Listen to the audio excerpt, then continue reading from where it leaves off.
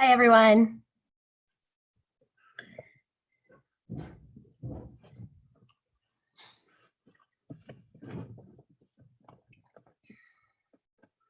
So welcome to the reading workshop and conferences. I've only been in one other Zoom session, and it was kind of an interview. And so I don't know what the other ones have looked like, but for this one, I think when I was asked to do it, it was kind of more of this idea of it being a discussion session. And so I thought maybe we could just find out. I was asked to kind of help with it because I'm using reading workshop and reading conferences, but I've not been doing it for a super long time. I've read a lot of books on it and I've been using it, but I was seeing this more of a session of us kind of sharing what we're doing, questions that we have, people that have been using it, because I know I can see a couple people on here that have been doing conferences a whole lot longer than me. So anyway, I thought we would just start by anybody that wants to start off, if you want to introduce yourself, what you've been doing with it, what questions you're wanting answered. So maybe we're getting more people joining. Maybe in the chat box, we could just put who you are, if you've used it or not, if it's brand new to you, questions you have, any of those things, just like what you're wanting to get out of this discussion today.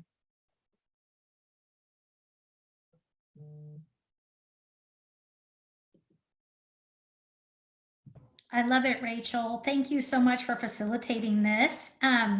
I just want to say, last summer, a group of us met and looked at Jennifer Saravallo's book, which sadly I have at school right now, but her book on reading conferences, readers and writers workshop. And so I found that book to be really helpful.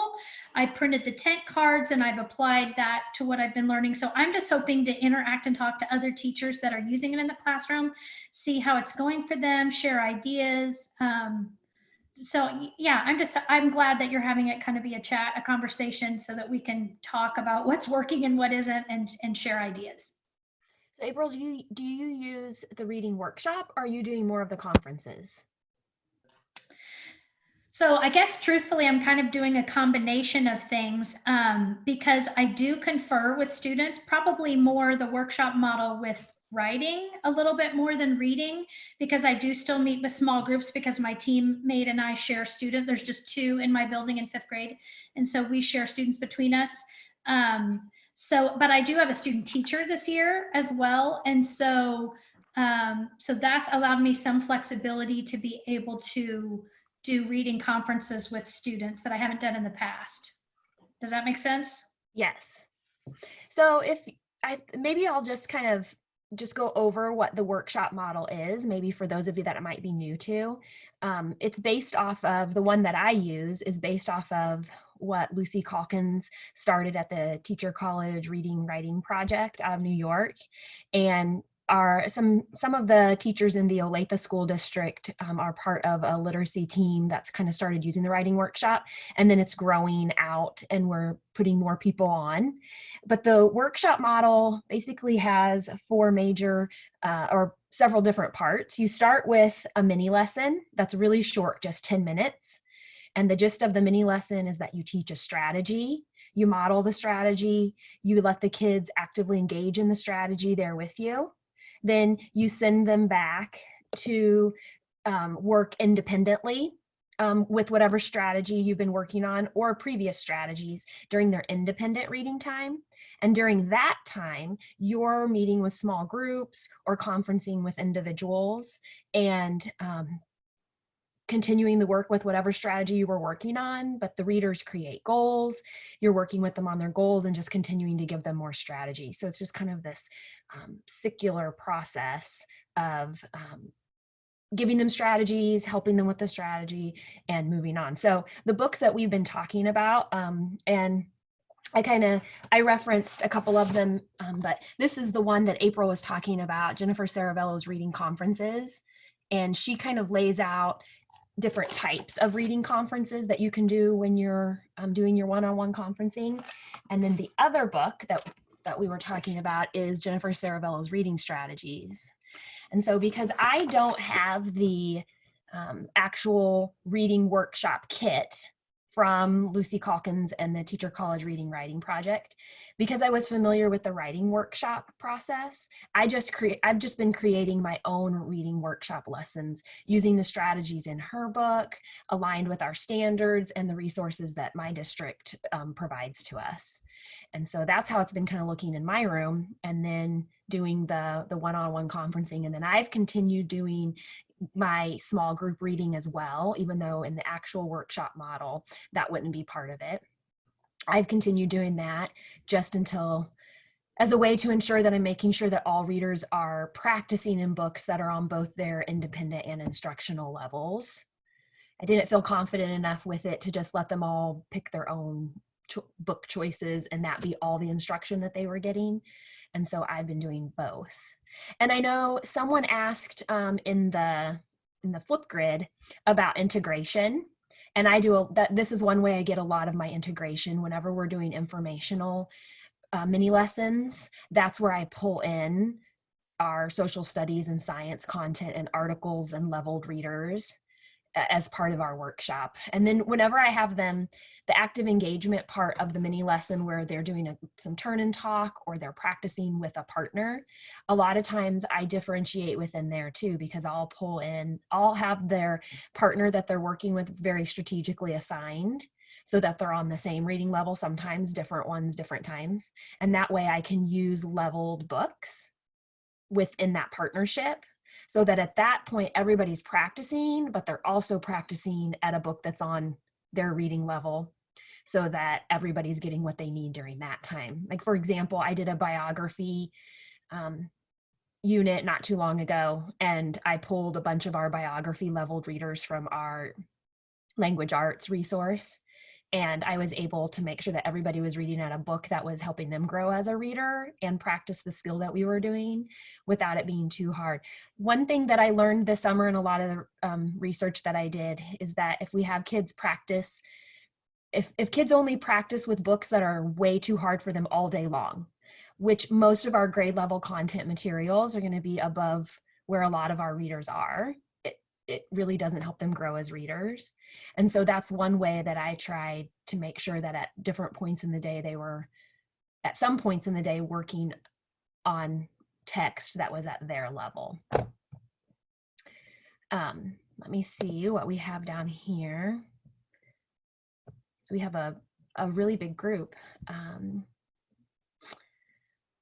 So that's the workshop model. Is there anybody else that wants to share how they've been using workshop model, or if you have questions about that? Have most of you, maybe we could do like thumbs up, thumbs down. Most of you've used workshop, or this is really new to you, you're just wanting to find out more about it? Okay.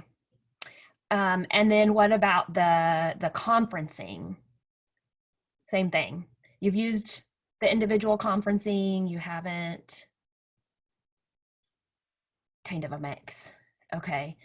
April, and I'm picking on April because I know that she uses the conferencing. So anybody else that wants to jump in. April, do you want to share how you do your conferencing?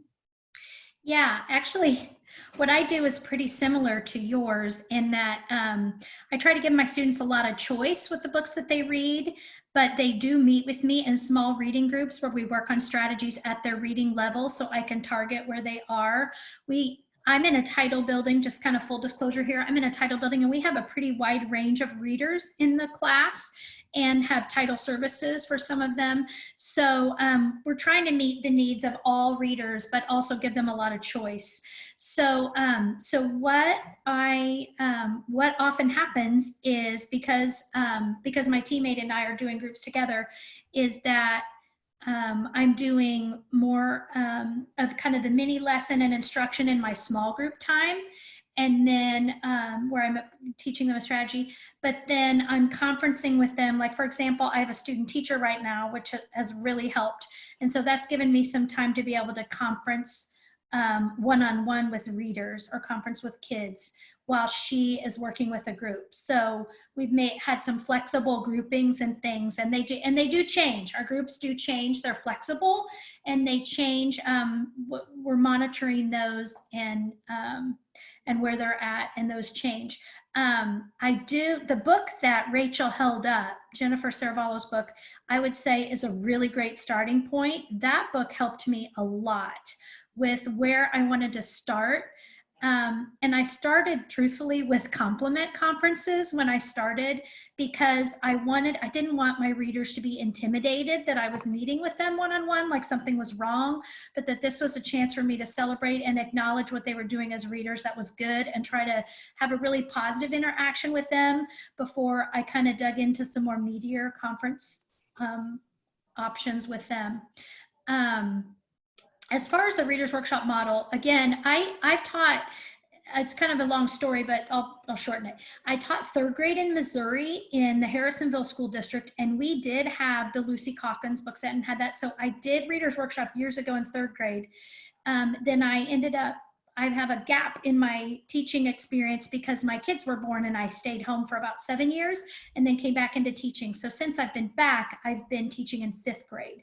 So I'm not part of the group in our district right now that has been doing the Reader's Workshop model, but I am familiar with both of those models and find it to be really effective for instruction for students and for teachers to implement in the classroom. I kind of lost my train of thought, but at any rate, so I haven't more recently used the Reader's Workshop, the more official model and program in my classroom, but I have been doing the reading conferences. So, and I find personally that my fifth graders, once I got that rolling, they were kind of voracious about wanting to meet with me. Are you going to conference with me? Are you going to meet with me? Because then they really loved that feedback and that one-on-one that I could talk to them for a few minutes personally. And I do limit that. I kind of follow her guidelines that are in the book, where I keep that, to 5 minutes or less, keep it short. And then in our block of time, I can usually get to 3 to 4 students a day when I'm doing that one-on-one. So that's kind of how I've used that. I'm going to stop rambling now and let somebody else have a turn to share. So I noticed oh, go ahead, Erin. Sorry, I was going to pop in because I see a lot of people kindergarten, first and second grade. I've been in first grade the past, year, but cumulative, I have several years in first and second grade. I did it really well in second grade. I was at a private school and I had the flexibility to do whatever I wanted. So I did reading workshop and conferencing during that year. And it was super, super awesome with the younger kids. What I did, April was kind of talking about how they want to see you a lot. Littles always want to see you. And they're like, well, when are you going to see me? And they want to interrupt you to show you stuff.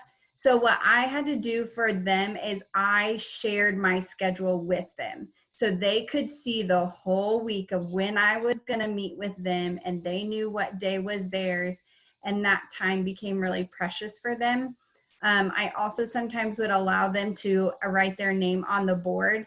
And like, if I have any extra time when I'm done, if you feel like you need to see me today, then I'll try to get to you. But that was always if we have time, it was always an additional thing. So that's just kind of an idea for little ones. They need to know the schedule. They can't handle like, I'll get to you when I get to you. That doesn't work with them. So that's kind of a little piece of advice for the littles.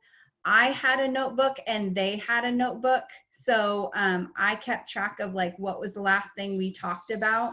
And then they also got that. I used a bookmark for them, and that's what they wrote their goal down on.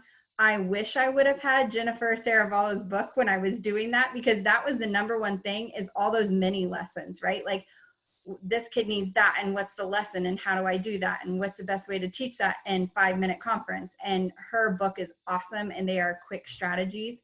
I also think, don't forget that if you have 5 kids that you're conferencing with that are all kind of needing the same goal, that's when that flexible grouping is really important. And you pull all 5 of those and teach them that strategy.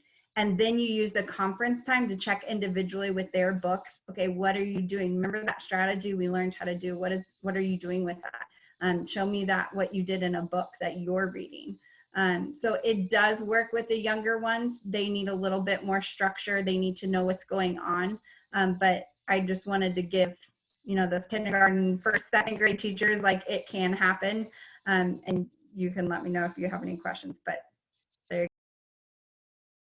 I'll also say that when I Zoomed with my class for the first time, once we found out school that we weren't coming back, that was the first question that most of the kids asked me. Are we going to keep doing reading workshop and writing workshop? Because that's how much they loved it and they miss it. And I have kids sending me their writing every day and wanting me to suggest books that they can read, and they want to talk about their books to me, because they do, like April and Ariel both said, they love the individual time and talking to you. And so the workshop model, I'm a true believer in it now that I've used it for several years, because also the results that I've seen in my kids.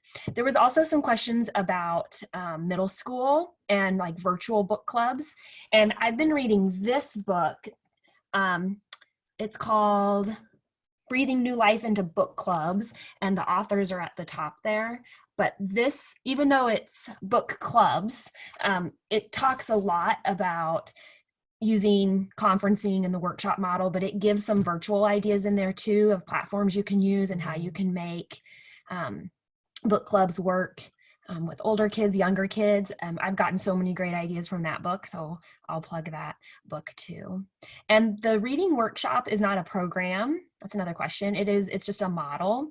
The Teacher College Reading and Writing Project does have the kits that you can purchase that has already units made for you.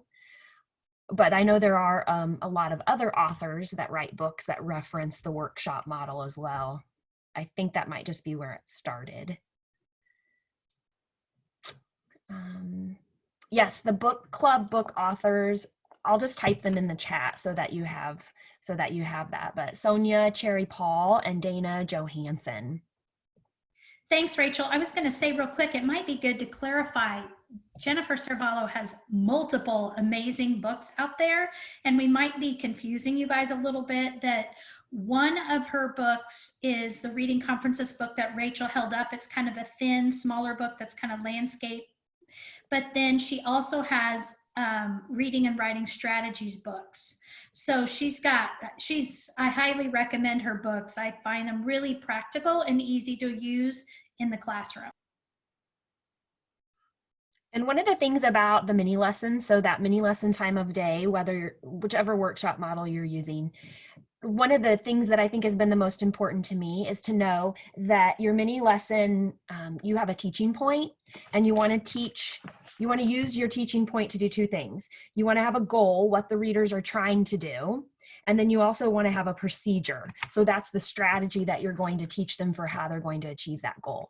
So in all of her books, Jennifer Cervallo has like a reading hierarchy that you use to you either focus on engagement or fluency, and then it moves into the comprehension skills. And so you can use whatever your district's assessments are. In our district, we use Fontes and Pinnell leveling, and then we also use like our MAP scores, your informal assessments. And then based on that data, you kind of pick a goal area for each of your students. And then her strategies are divided by that. So maybe you're going to be working on characterization. She has a whole section on strategies you can teach. So you want that mini lesson goal, and then your individual conferencing goals to be around, this is the area of reading we're working on, and this is the strategy that we're going to use to help us work on that goal, so that they always know what they have. And also it talks about leaving an artifact with them. Ariel mentioned the bookmarks, which I could see where with the younger kids that would really work well. With my 5th graders, I just can leave them a sticky note, and then that sticky note stays on the front of their book. And so I usually try to break down whatever strategy they're going to be using into just 2 or 3 easy steps. So you're going to read a section. This is what you're going to think about. This is what you're going to do, or if I want to have them write. At the beginning of the year, I didn't have them respond with a lot of writing to what we were doing, because I was just trying to get them excited about reading.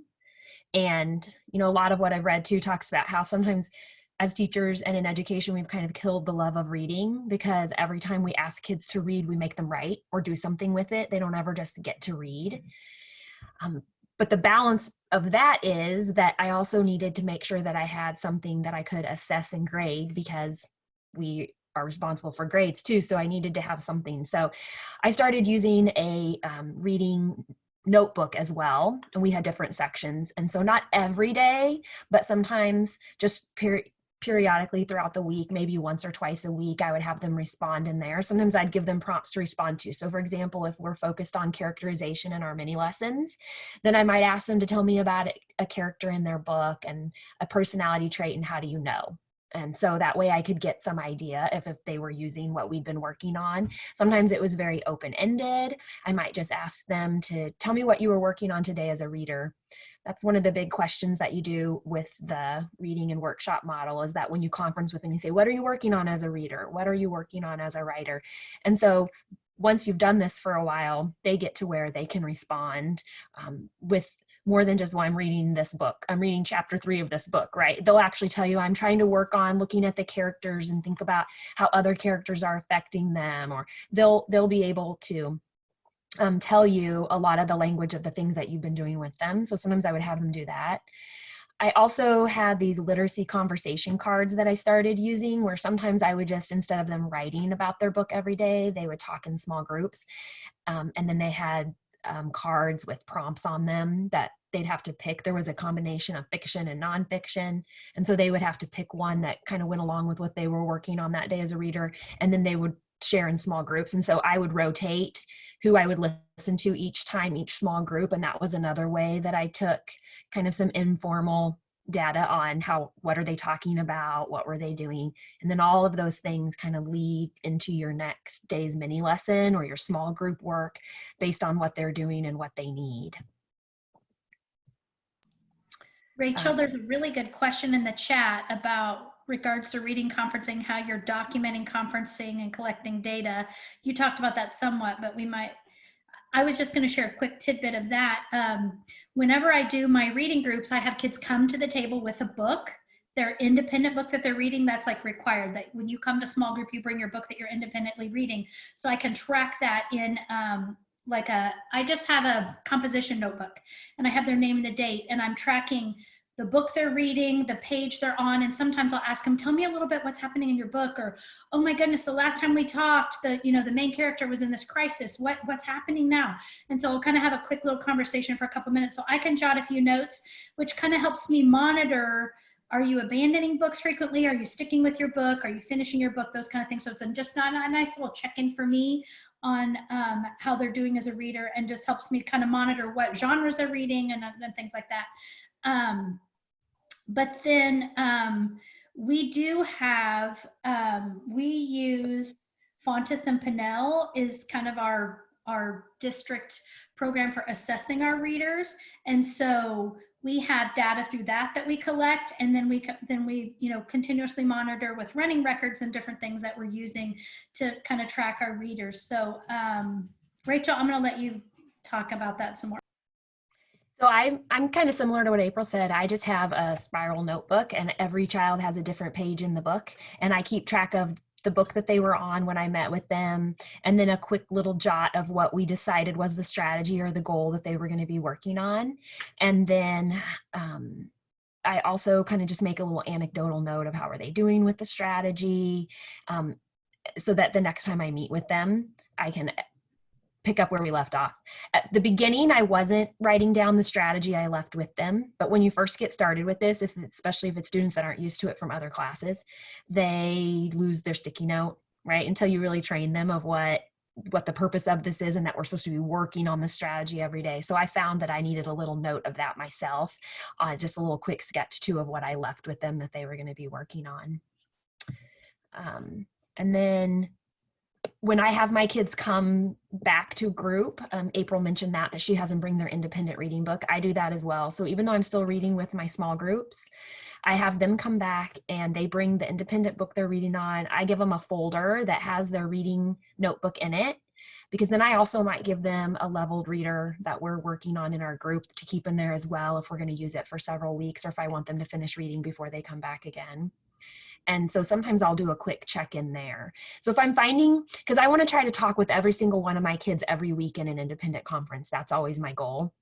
And so if I find that it's getting towards the end of the week, or it's those short weeks, and I'm not going to be able to do my full individual conference, then I might use a couple minutes at the beginning of our small group time to check in with them too. And so I'll just ask all of them, either tell me what were you working on as a reader, or go to the last page that you just read before you came back to group, and then I'll ask them something related to what we were working on. And then I use that, I'll jot notes about that in my notebook as well, because I like to have made sure that I've checked in with every student.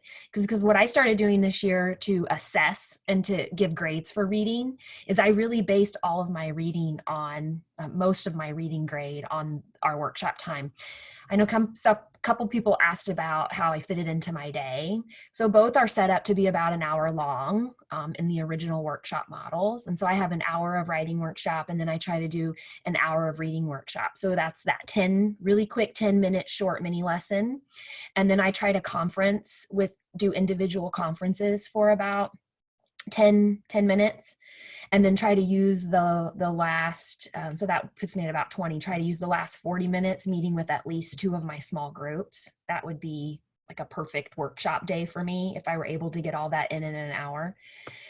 And so I have to, that way, if I'm getting behind, then I'm still checking in with people. April, do you do an hour and an hour? How does it, because I noticed several people asked about how I fit it into my day.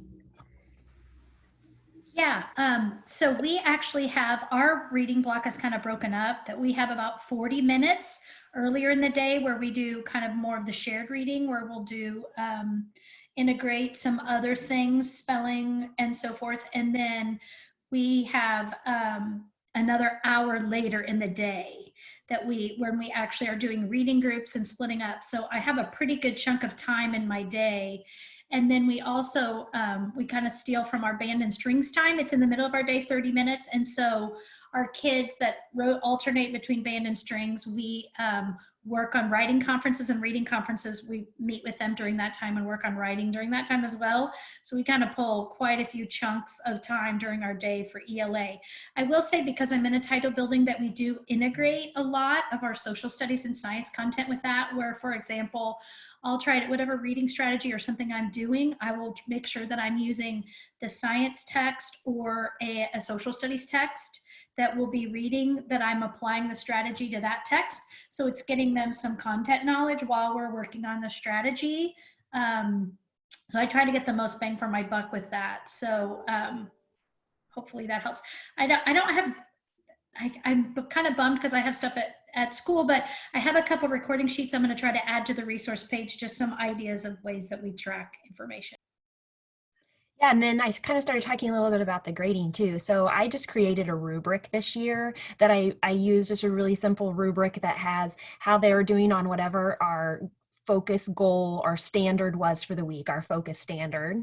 So that's part of their weekly reading grade. And then I also give them, I have a little bit on the rubric about how they're doing with whatever the strategies or goals are that we're working with, whole group or individually, whatever their goal was, so that there's some feedback. Since most of the work that we're doing, they're not actually turning in and I'm putting a grade on it. It's really more almost kind of a standards-based idea of looking at how they're doing with whatever our standard was. And then there was another question here about is a week in the Olathe School District, we just have an A through E rotation. So that means that sometimes if we have a short week, we finish the next week. So if it's going to be a 4 or 5 day week, I still try to meet with everybody in some way at least once. And that's another way to get those small groups in too. I know in the true workshop model, your small groups are fluid, and so they could change every day depending on what this group of readers needs. I haven't gone completely that way yet with the reading workshop model like I do with the writing, just because, like I said, I wanted to make sure that I was still meeting all of my readers at a level where they needed to be. One of my big concerns going into this, and when there was a group of us that met last year to talk about it, because one of the big pushes with this is choice, and that kids are choosing the books that they want to read, because with that choice and voice, you get more buy-in. And I knew past students of mine and past classes, and I was very doubtful that they were going to be able to do that on their own and choose books that pushed them as readers. But everybody that I had talked with said, at the beginning, they're going to pick easy books and they're going to be reading books that aren't going to push them, but just give it time, because it won't take too long before either someone said they will have read every book in that series, or they'll be looking around at some of the books that the other kids are reading. And it's true. I really learned that this year. At the beginning of the year, I had kids who were not picking books that were going to grow them as readers. They were way too easy for them. And then it didn't take very long before, as you just really grow that culture of reading in your classroom. I know April, I've seen pictures of her room too. There's books everywhere. I started just ordering and finding all the books that my kids were interested in. I tried to get my hands on them, and I've been reading them. That's what I've been reading since we got out of school too, so that I can constantly be suggesting books to them. Oh, if you like that one, you should try this one. So then you can suggest to them a book that's at a higher level than what they're reading, so that you can push them. All those book talks you do. I know, I think April and some others even have certain days of the week where it's like a book share time, right? We do book bits in my room, and I have them do like hand up, stand up, pair up. What is the book you're reading? Don't give away the ending, but what's something about this book that someone else might want to read? And then in our reading journal, they keep a list of books they're interested in reading. Oh, did you hear about a book today that you might want to read? Go jot it down.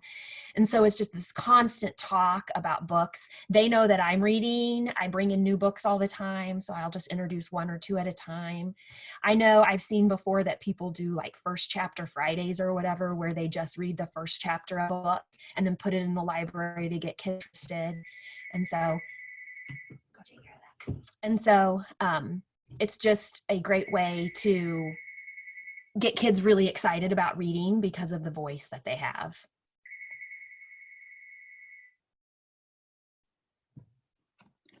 April, you do quite a bit of that in your room. How do you have your kids share? Because I think you usually do like more of a circle. Yeah, we do. I do book talks. So that 40 minutes I was talking about, that shared time, is because a lot of times we're coming from specials and sometimes it's the library. So I have them keep their books, come to the group, and I let a few of them do a quick book talk and share, like, what book did you check out? Why did you check it out? And they'll be working on Battle of the Books or whatever. So we do book share. I was kind of bummed when we had to come, in school in our physical building. We were actually voting on Global March Book Madness, which was kind of a bracket they had. So that was promoting a lot of reading, that they had chosen books. There was a novel bracket and a picture book bracket, and they all predicted in their own bracket what book would win. And they were voting on live on a Google document, which was really cool. So book talks are a big part of it. We do, a lot of times I'll just make an anchor chart. Like part of that time we'll stop and say, hey, quick, what's everybody reading? And we'll make a list of titles. And so they can kind of refer to that. I noticed, I think it was Emily that had made a comment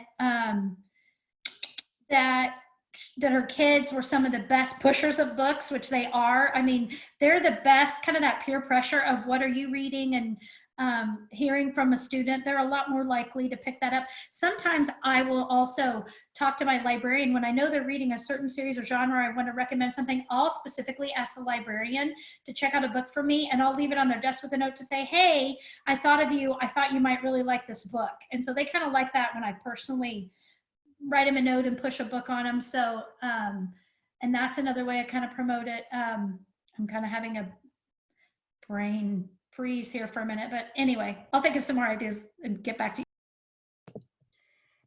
And I know you mentioned the book bracket, kind of like the March Madness with the books. And I know Kaylin does that in her classroom every year, and she has a big bulletin board and they put the books up that they've been reading. And I know that it creates another buy-in. I think it's really important for your kids to have their goals visible too. And so at the beginning of this year, we actually posted our goals on a bulletin board, a reading goal and a writing goal board. But one thing I found is that when they're hanging on the wall, it was good for us all together to see that we had made a goal, but they weren't always going back to it and thinking about it every day. So we started not only posting it, but putting it in their writing journal, or their reading journal and writing journal as well, so that every day that was part of what we do as readers. We go back to our seat. What are you going to work on today? We create a plan before they even leave our meeting area to go back to their seat, so that they have in their mind that, you know, we want to be growing as readers today. What are we going to do that as we're reading? I thought I might ask Sheila too, because Sheila, I know you've been giving lots of ideas, and I know you were part of our group that was really trying to learn more about this last summer. Do you want to add anything to any of what people have asked about? So how does it look in your room? What's your time frame? How are you keeping track of what your kids are doing? Just maybe share anything that you want to share.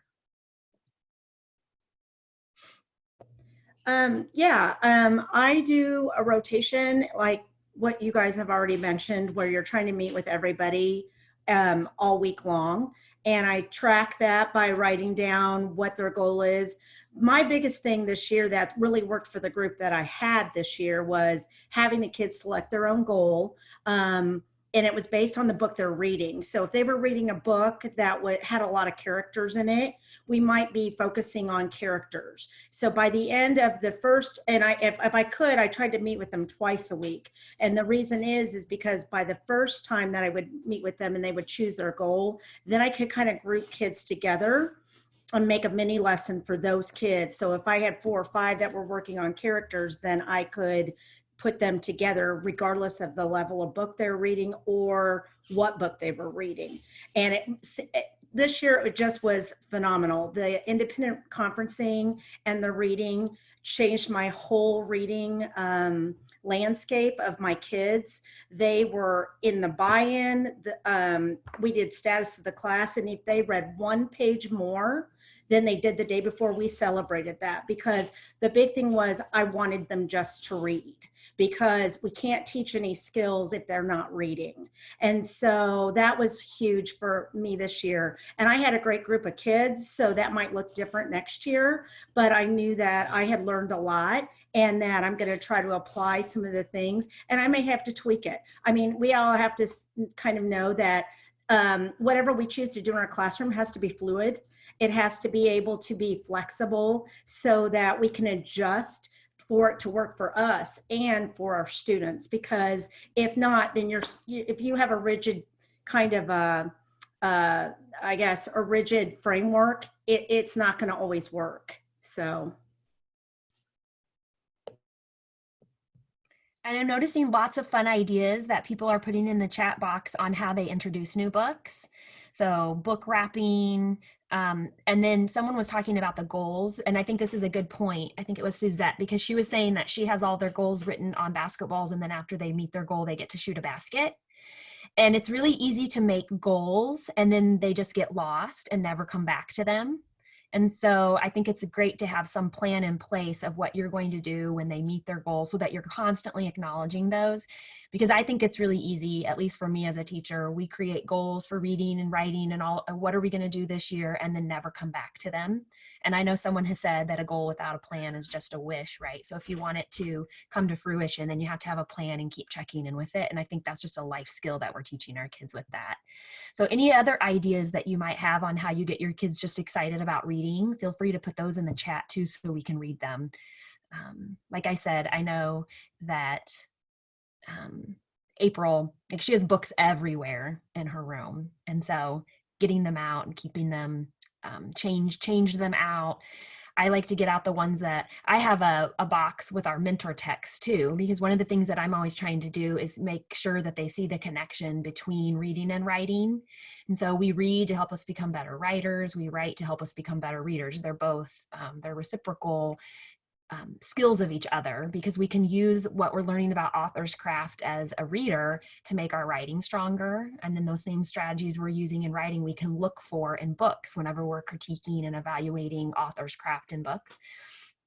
And so I always want them to see the connection between those two. So any way that we can get more books. And so I have the mentor text there, and I was surprised how many of my kids will come and grab the mentor text during their writing time, because they remember that we talked about this strategy that this author did and they want to use it again. So having those. Hey, Rachel, real quick, I was going to jump in. I was trying to catch up in the chat. This is like a wealth of great ideas and knowledge in the chat. So make sure you're reading the chat. I am loving the chat. I want to say, I think it's Ryan or Ryan. I apologize if I'm not saying your name correctly. Was asking about what about those reluctant readers that are only reading graphic novels or kind of stuck in one genre?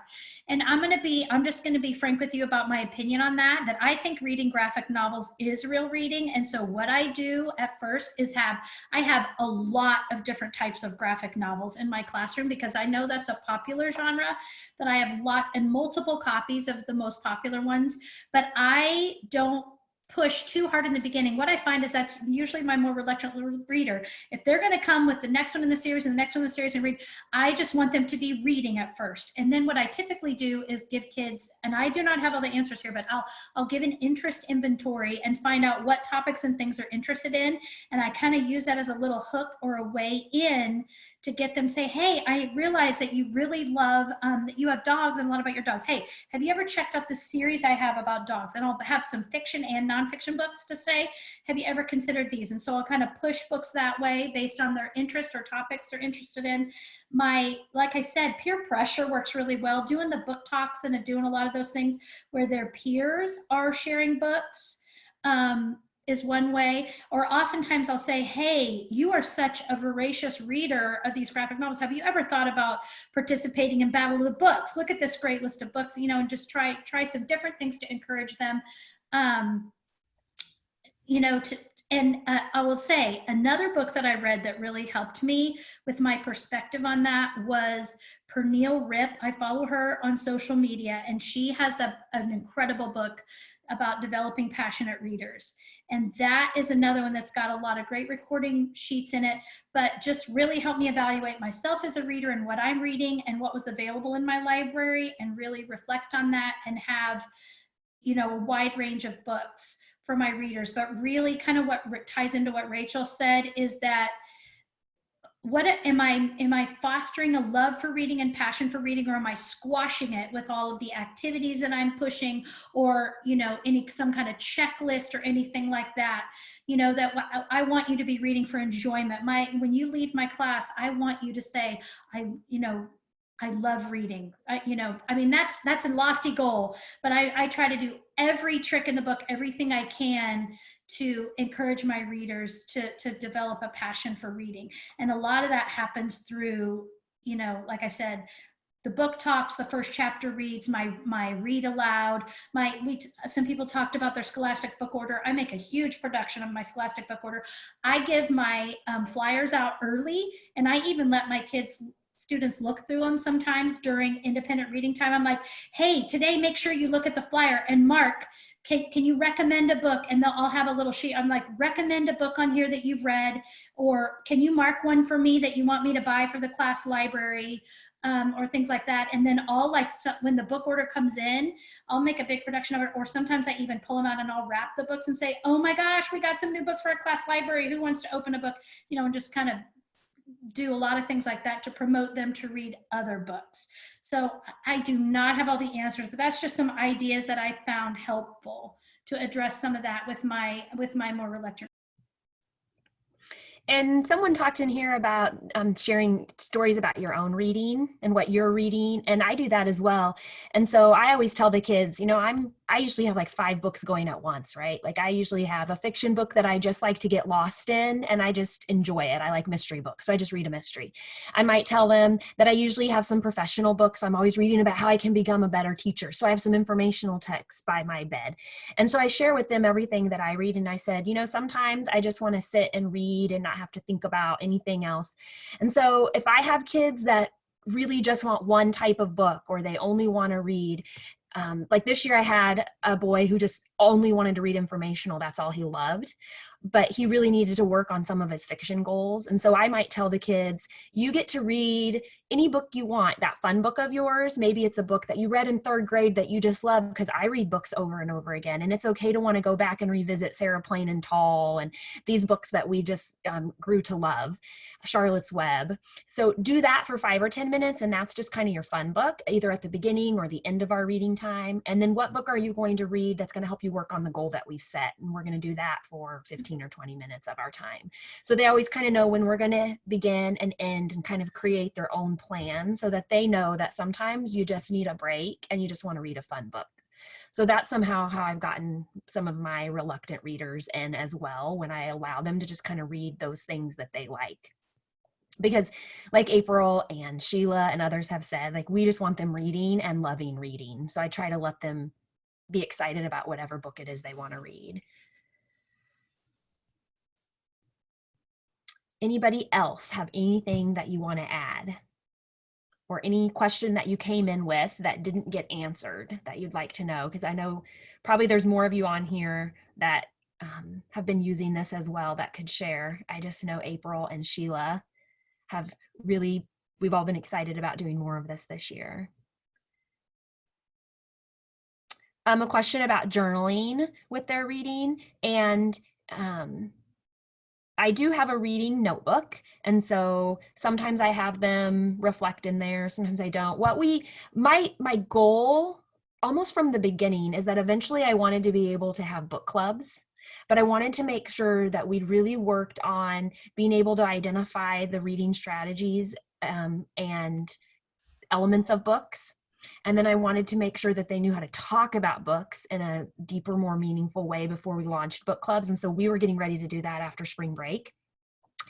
So what I started at first, it was just tell me what you did today as a reader. And I made it really open, and we just kind of journaled about thoughts about what we were reading. And that was a good formative tool for me too, to see where they were at with how they think about books. And then most recently once I introduced stop and jots, which was probably more after winter break, where I did start having them do a little bit more of writing down what they were thinking about their book so that I could really see where they were at. I would just have them go through and pick one of their sticky notes, one of their stop and jots out of their book. And then I would teach them how to write long about it. And so here you made this idea or connection. Now tell me more about that. And so that's how I would do some of their journaling, is what we started doing more towards the end. April, the question is, do you have them journal with their reading? So how do you do the writing piece with it?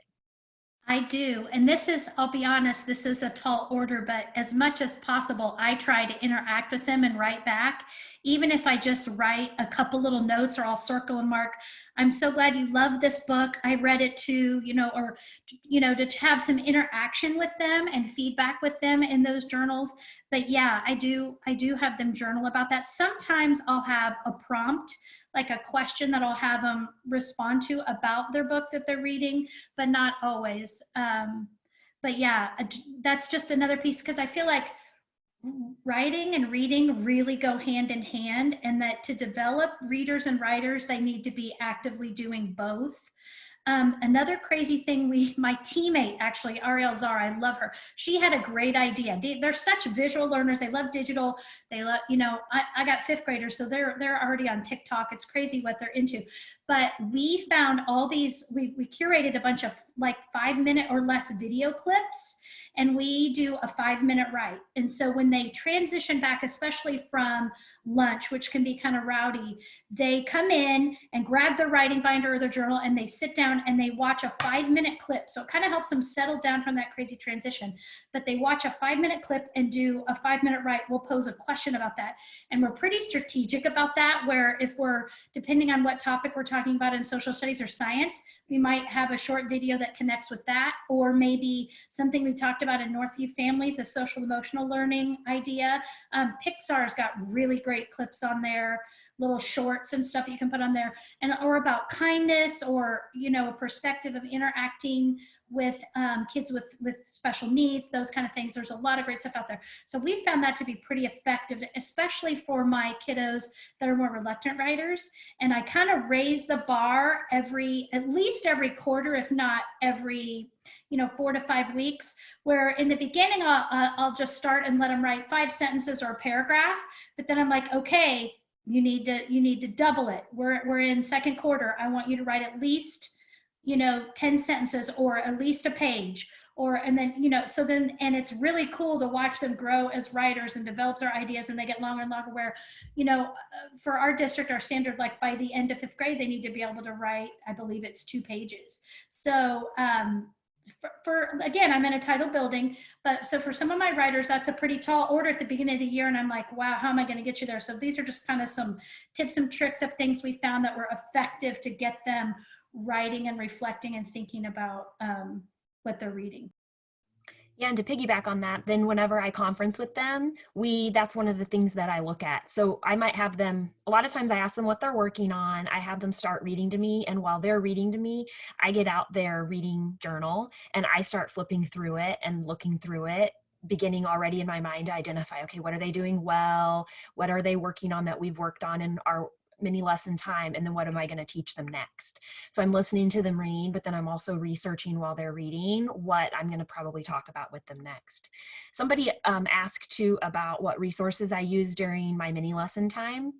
And I do a combination. Sometimes for a unit, I use one of our core literature books that our district provides. So for example, we did a unit on theme. I think I used this one with theme, and we read The War with Grandpa. And so that was just I would read some of it in my workshop time, and then some of it I would just use as read aloud. If I knew that there was just a portion of the text I wanted to use during my mini lesson, then I would read it for read aloud the day before, because in 10 minutes, if you want your whole mini lesson to only be 10 minutes long, you can't use 7 minutes of it doing read aloud. So I would always try to be ahead of where I wanted to be. But I also use our journeys, which is our anthology that our district uses. So I would use journey stories as well. And then we would make it last over a week or the 2 weeks that we were going to do a particular unit. So to plan my reading workshop, mini lessons and units, I would basically look and see what standard did I want to cover this week, which standard do I want to be my focus. And then I would look for a text that would go with it. And then I would read the text. And as I was reading it, think about what I did as a reader. And then those would be the skills and strategies that then I would model and teach them each day. So that's kind of like a little mini process of how I would prepare my workshop lessons. Hey, Sheila, why don't you chime in here for a minute on The War with Grandpa? You did some really cool things with that this year with your 5th graders.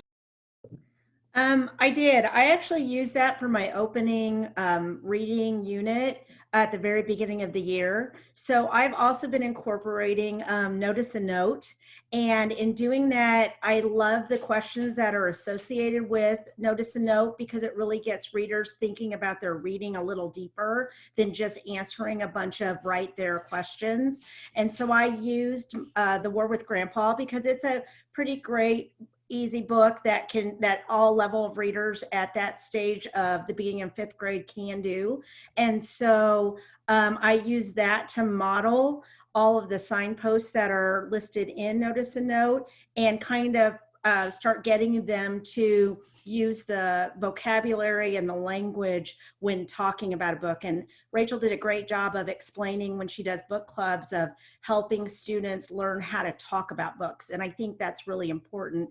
And I think that it helped for me to use, again, The War with Grandpa at the very beginning, because it was a topic that all readers could kind of connect with.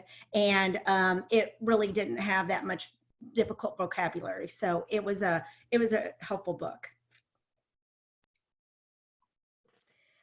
Well, I'm looking at the clock and I'm noticing that it's 1:50, and some of you may have other sessions that you're trying to get to at 2 o'clock and might need a break. And I'm sure we could talk about this all day. I know April and Sheila and I probably could, because we're really passionate about this.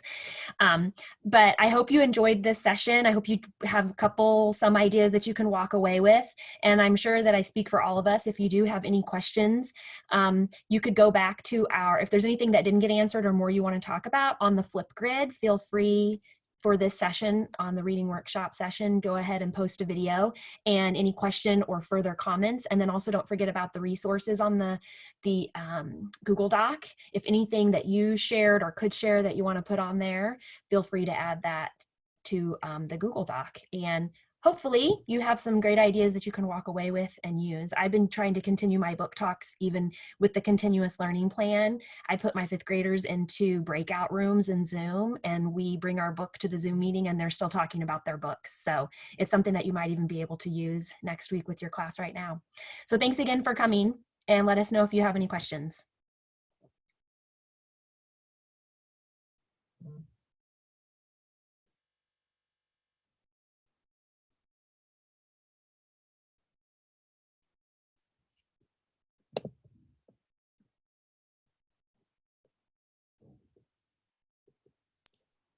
April, thanks Yes.